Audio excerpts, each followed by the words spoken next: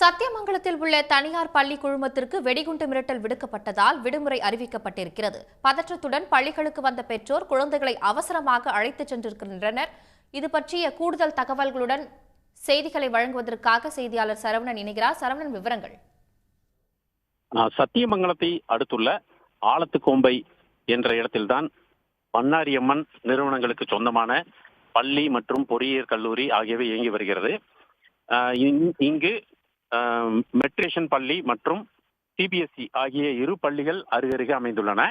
இன்று காலை ஒரு குறுஞ்செய்தி ஒன்று வந்துள்ளது பள்ளிக்கு.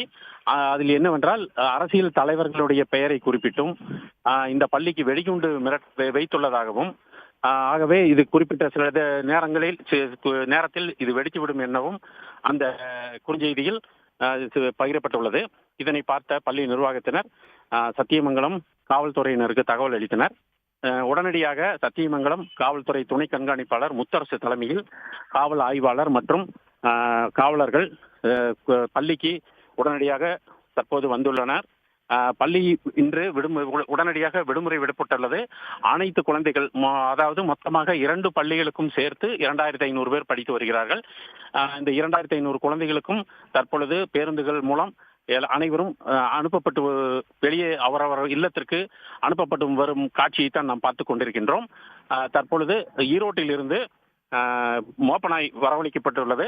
அது இன்னும் சிறிது நேரத்தில் வந்தவுடன் பள்ளி முழுவதும் தேடுதல் வேட்டை நடைபெறும் எனவும், அந்த குறுஞ்செய்தி குறித்து ஆராய்ந்து வருவதாகவும், அதன் விவரங்கள் பற்றி பின்னர் தெரிவிப்பதாகவும் காவல்துறையினர் அறிவித்துள்ளனர். இதனால் இப்பகுதியில் பதற்றமான சூழ்நிலை நிலவுகிறது. தகவல்களுக்கு நன்றி சரவணன். உடனுக்குடன் செய்திகளை தெரிந்து கொள்ள சன் நியூஸ் பெல் ஐகானை கிளிக் பண்ணுங்க.